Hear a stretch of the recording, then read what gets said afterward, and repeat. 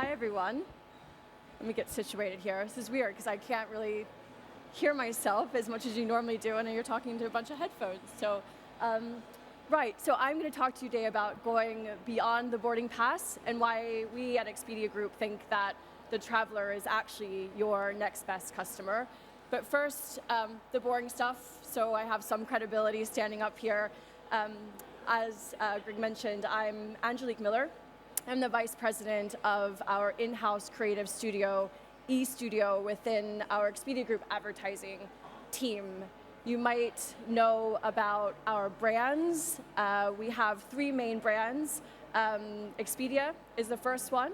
It is our multi-line of business brand, selling flights, hotels, packages, car rentals, cruises, you name it, you can get it on Expedia. We have hotels.com, as the name says on the tin.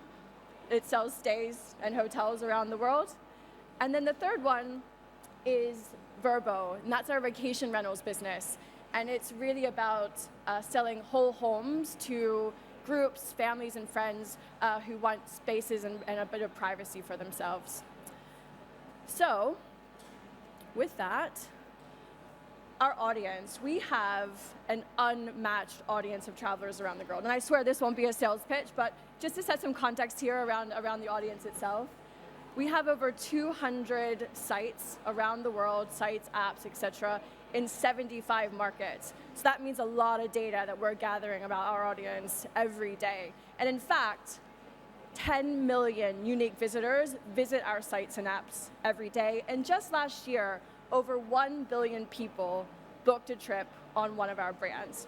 So that is, again, a lot of data. It's a lot of information about what travelers are planning, booking, and looking forward to. And that's really what I want to talk to you today about. What does that audience really look like, though? I think this is a kind of interesting one. We do market to everyone and everywhere. But our real audience is actually someone who looks a lot like you guys. It looks a lot like me. I won't give away my secrets, but average age 43. Loves to travel. Loves to travel for personal reasons.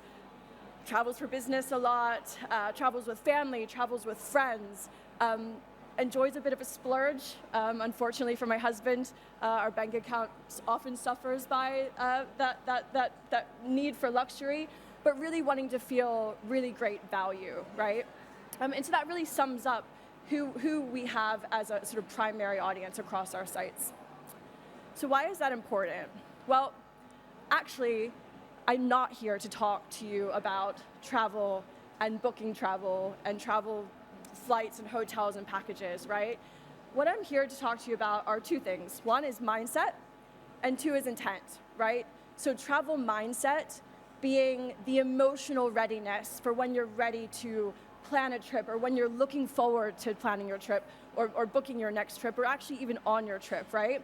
And intent being the behavioral readiness, right? When you're actually ready to make that decision. And why that actually matters for perhaps a lot of you in the audience now who aren't representing a travel brand and actually don't necessarily think of travel beyond the category itself. So you'll see this theme running through the next 15, 20 minutes, if I can stop sweating up here. But first, let's kind of take a pause, and I want all of you to think about your last trip, the last time you planned and booked a trip. So you probably booked a train or a flight. You might have rented a car or maybe used Uber. You booked a hotel or a stay, a private vacation rental. And was that it? Is that all you did when you were planning and booking your trip? No, because you probably thought about the clothes that you might need for that trip, or that you might not need for that trip, but you have to have. You might have thought about new skincare, whether it's sunscreen or new makeup. It might have been insurance when you're thinking about protecting your trip, right? You might have upgraded your phone to make sure that all of those Instagram-worthy photos were actually worthy of posting. You might have thought about downloading shows, right, for the plane ride. So there's so many other things that a traveler is thinking about when they're in the mindset of travel planning, right? And that's what's key to this, this chat today with you guys. Travelers aren't just making decisions about travel, right? They're making decisions about everything, and they're really, really open-minded in that space. So let's dig into what that actual experience looks like, right? As I said, they're not just planning trips, they're planning purchases. And when we dig into this mindset here, I think what's important to know is from our research and our understanding of this audience, the mindset that they're in, we're in the travel mindset, is incredibly open-minded. It is a premium opportunity to capture their attention and get them to decide on purchases that are going to reflect themselves and other things they need in their life, but also associated with that trip itself. So let's look at that in a little bit of real life experience and put it into some perspective. So, a bunch of sources here. There's a mixture of our own internal first-party data sources. There's some GWI research and also some of our competitor research as well. But these are some behaviors that we're seeing when people are in that trip planning mode. The first is that 8 out of 10 travelers are purchasing things non-travel related during that trip planning window, right? So really, really powerful stuff from a consumer behavior perspective. The second is that during that trip planning window, travelers actually spend 5 times more than other audience cohorts when they're outside of that trip planning window. And the third one, which is super interesting, when you're planning a trip, you plan for an equivalent of 2 full working days when it comes to making sure you've got everything exactly perfect. And actually that gets even higher when you look at a millennial and Gen Z audience. Incredibly, when you look at, this isn't just people doom scrolling at the end of a night on TikTok or Instagram, right? They're super engaged, they're meticulously planning, they're searching, they're browsing, they're purchasing, and they're spending money when they're in this mindset. It is really hot. And every single one of those behaviors that they do, whether it's pre-planning, during the planning process, when they're on the trip or when they've come home from the trip, is, in our mind, the behavior is a breadcrumb for their future intent, right? This is about looking forward to what they plan on doing in their lives beyond just traveling. So let's take a look and put it into some context for all of us. Some interesting stats here. So the girls that have just booked a flight to Ibiza, right, and are having brunch in a coming weekend and maybe going shopping afterwards, they're not just shopping for something random. They've probably got that trip to Ibiza in their mind, right? And so they are actively thinking about that holiday. And again, as I said earlier, perhaps they're going to pick up some new fashion and retail clothes that they think they need or that they don't think they need. And in fact, from our audience perspective, 80% of our audience is also interested in fashion and lifestyle brands. I suspect they're also interested in Pedro Pascal and all of that good stuff too, but they're really, really culturally in the moment, and they're really open-minded about what they want to consume and potentially what they want to purchase. The other interesting stat here is that 60% of people right now that are planning a summer holiday are actually actively searching for a summer wardrobe to go along with that holiday. So again, for the retail brands, fashion, lifestyle, this is a really, really incredible moment to capture this person in a very specific mindset with a very specific intent. But it's not just about lifestyle and fashion. Let's switch the gears to entertainment and what we watch on TV, right? For many decades, entertainment and film has been a source of inspiration and influence for people that are engaging with it, right? We think about the White Lotus effect for what that's done to the Four Seasons and the subsequent destinations that that's been filmed in. We think about what Sex and the City did with fashion and New York City, and we're thinking about what The Bear, for instance, has done with Chicago and the food scene, right? So actually 1 in 3 people, whether you're a couple at home trying to agree on what to watch, or a family, or a group of roommates who just want to sit in on a Saturday night and Netflix and chill, 1 in 3 of you are actually using this as a source of inspiration for your next either trip or thing that you're going to consume.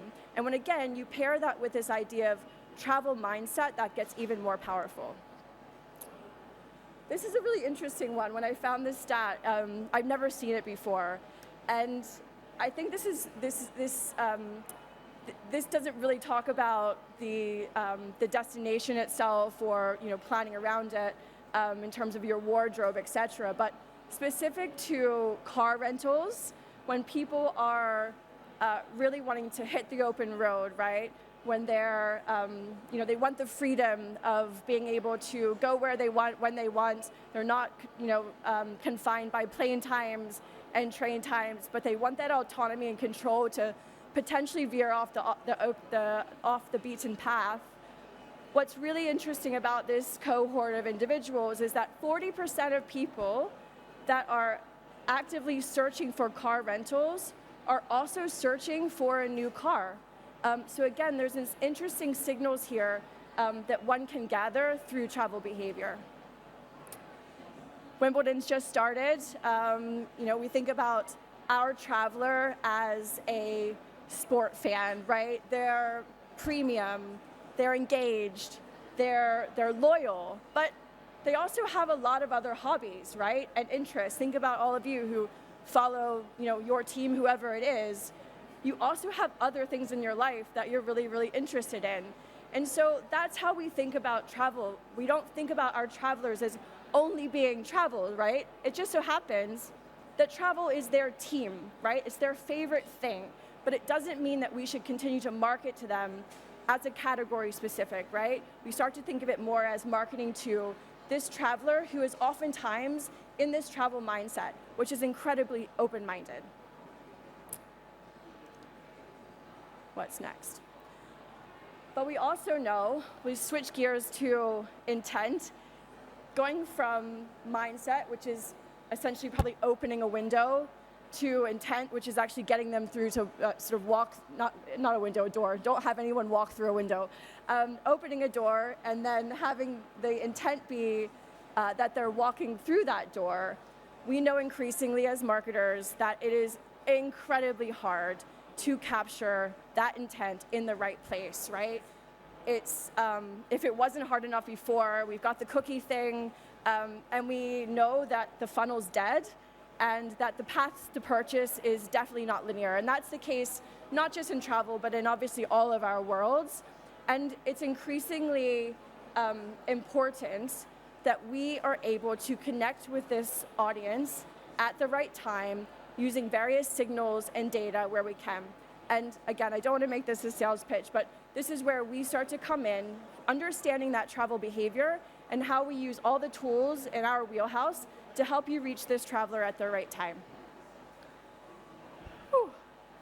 So, using our first-party data, which is proprietary to us, combined with a bunch of different strategic partners that we have that provide us with additional data, third-party data sources, et cetera, to really understand additional signals and intent, we have a travel media network that allows brands to reach any of our travelers anywhere they are. And I think for us, it's important that we don't just think about that in our owned and operated environments, because again, as I started at the top of the presentation, people are coming in, they're booking, they're planning, and then they're leaving us, right? And there's a whole world where this traveler exists beyond our own sites. And so with our travel media network, we're able to show up and help you connect to this traveler, whether they're watching Netflix or they're on Pinterest or other social media platforms, or walking past an out-of-home billboard on their way to work, or listening to a podcast on their way home, right? It's all of those different channels. You can think about yourselves in your daily lives, right? You're consuming so much all the time, and it's our travel media network that's going to help you capture that travel mindset and then turn it into specific intent. I have 3 minutes left. And from a first-party data signals in action, it's really important to know that travel signals aren't just travel signals, right? These are signals for something much more than that. They're not, our signals are not modeled behaviors. They're actual personas that we have captured that are measuring what's going to happen in the future versus what's happened, 60 days look back window, right? And so an example here would be if we see someone searching for a luxury holiday, and with our partners at Pinterest, we're also able to gather the fact that they're browsing wedding dresses on Pinterest, then that's a signal of intent that perhaps they are looking for a honeymoon and that they're also planning a wedding, right? And so from other category perspective, it could mean that they're ready to open a joint bank account or they're looking to redecorate or purchase a new home. And then I was going to show three examples of how brands, not ours, are showing up in travel mindset. I think I'll get to one, and then we'll leave it for some questions. Okay, cool. So again, don't want to make this all about us, but I think these are some really, really interesting case studies about how brands that don't exist in the travel category are tapping into the travel mindset in order to reach the right audience in the right time. So if we look at Lego, this is not about owning the toy aisle, right? It's about owning imagination. It's about owning creativity, exploration, quality time together. And so when you start to see Lego start to show up in airports or selling, sets in WH Smith, this is about them capturing the moment of very solution-oriented parents who are looking to get something for their children that's going to continue to invest in that quality time together, that's easy to go, easy to travel with, but it's also screen-free, right? And that's really about meeting that traveler exactly where they need to be, even if you're not a travel brand. Good? Should I leave it at that? Let's keep going. Okay, sorry. The second was Net-a-Porter. Again, I've talked a lot about fashion and retail here. For them, this is not about just selling dresses. It's about selling the dream of an outfit that you just have to have because you've seen their curated collections, the editorial features that are featuring the Ibiza edit or the Santorini edit. It's about pairing mindset to actual purchase. It's not just about selling another dress. It's about selling this idea that I can imagine and I get aspirational about seeing myself in this particular outfit, even if I'm not there yet. And then the last is Nike. They've never been a brand that just markets to sport fans, right? This is the idea that they're tapping into with their Run Club app, workouts on the go, take it anywhere you are when you're traveling, showing up in airports about determination is the destination. So it's all about the messaging they're using to capture that mindset. So with that, again, you can kind of see, if you go beyond category and you think about mindset plus intent, this isn't about interrupting. It is about aligning and meeting that audience exactly where they are, and that equals really, really great results. So I will leave it at that. I don't know if there's going to be any questions, but if you want to get in touch with any of us, there's a QR code there. Thank you for listening to me today, and I think I have some questions. No questions? Oh, brilliant. I'm out of here. Amazing. Thank you very much.